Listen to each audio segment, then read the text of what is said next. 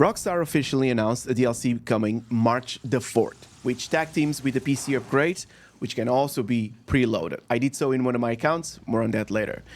Also, earlier this week, I came across an article titled The Fall of FiveM, the untold story of the popular RP mode for GTA 5.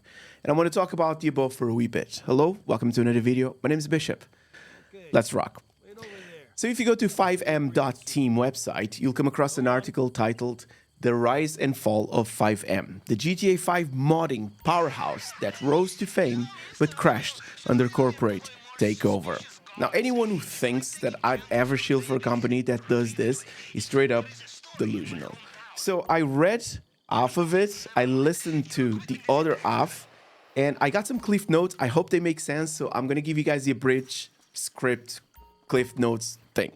So FiveM began as a solo project by a developer known as NT Authority, or we're going to call him NTA, aiming to revolutionize GTA 5's multiplayer experience with roleplay. Despite early legal threats from Take-Two Interactive, including sending private investigators showing up at NTA's residence, the platform thrived, attracting a very dedicated community. And this is all that you see now in terms of GTA if you go to Twitch. This is all the streaming is all about. Now, there was some sort of community-driven expansion to the point that they start embracing an open source philosophy, which is you get the code, you improve it, and then you redistribute it. So FiveM allowed players to create their own custom servers and make soap operas or RP interactions, drama, whatever they wanted. So by 2022, CFX.re, which is the team behind FiveM, was reportedly generating around 1.5 million per month. And obviously Rockstar was like, hey, we made that toothbrush. You don't get to make money off the toothbrush we made. So they couldn't beat him, so they bought him.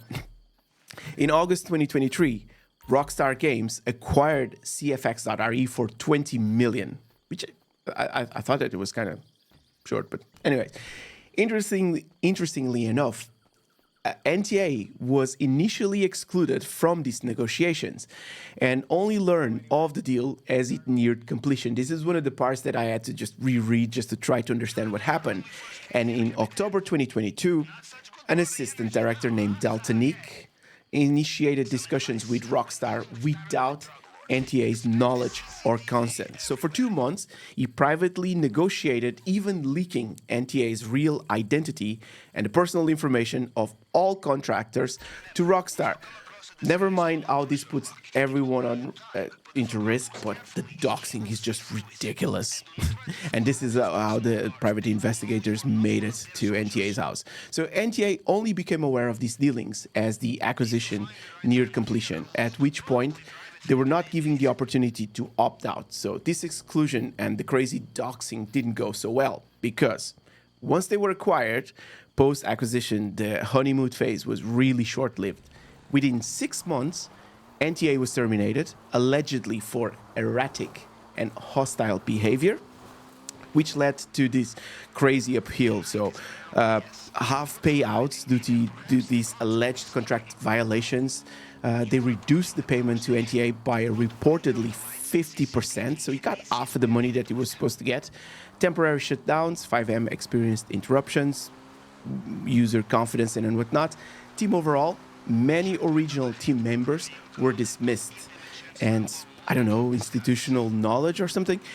Toxic work environment. Former employees described the culture plagued by mismanagement, poor communication, and a lack of transparency. And I think this was the plan all over since the start, which is to acquire the company and then just dismiss everyone that was in the company and then replace them with Rockstar developers and whatnot. So Rockstar has been developing their own modding platform since 2021.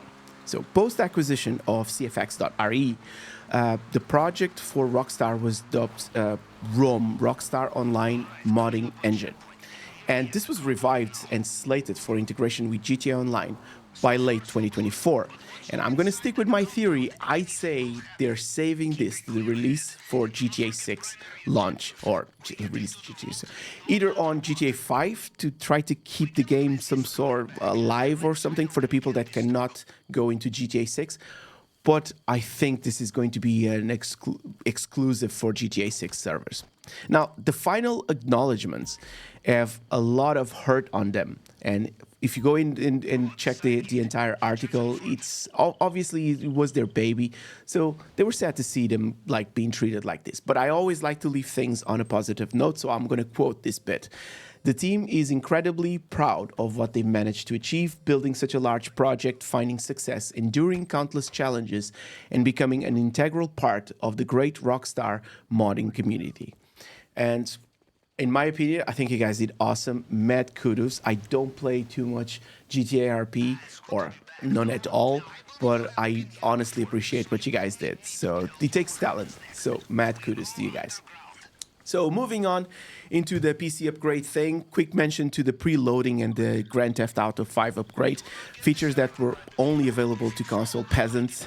People don't like when I say that. Finally arriving for PC, I can't wait to subscribe to GTA Plus and give Rockstar money or whatever. See, I don't play single player games, so I don't have much to say regarding the progress of transitioning the progress from single player from one generation to the other. But check the in between the lines, because this process cannot be reversed. So proceed with caution. That's the only cliff note I have for this year. I have two separate accounts. I'm going to preload in one of them, and then I'm going to try to check the difference for research purposes. So PC specs down below. So if you want to see something, a specific benchmark or something that you want me to test, I'm going to have like the two different versions. So let me know in the comment section below if you got this far or something. So regarding the new DLC coming on March the 4th, this bridges the upcoming DLC. So Oscar Guzman flies again. So this is some sort of single-player character previously associated with Trevor Phillips, but like I said, because I don't play GTA Online single-player, because I don't play the single-player, I don't actually know. You're going to team up for a few missions to do the robbery stuff, and I'm sure he's going to follow the exact same formula as always. Step one, you get the breadcrumb phone call reminding you to go and buy a property.